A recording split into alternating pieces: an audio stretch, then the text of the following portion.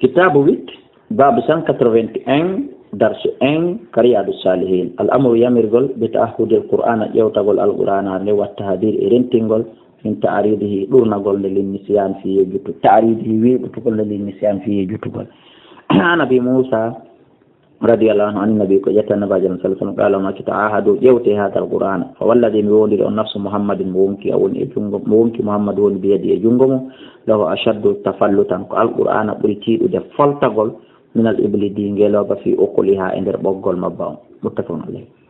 wa ani ibn umar radiyallahu anhuma anna rasulullah sallallahu alaihi wasallam qala ma inna masalu sahibil qur'an inna ma masalu sahibil qur'an ande no misal wondi be al-qur'ana ben kama tali ibli beno sifa yimbe sifa ngelodi al-mu'aqqalati humade in ahada alaiha si tayoni on tigi ƴewtike e majji on saka o wawa ɗi yogade wayin atalaka so tertike ɗi tum gabat o taw yaɗi haɓani ɗiwey muttafaqun alayh koni gon al-qur'ana ko ɓere ko rewtiɗa nde o jogiɗa nde wallahu a'lam wa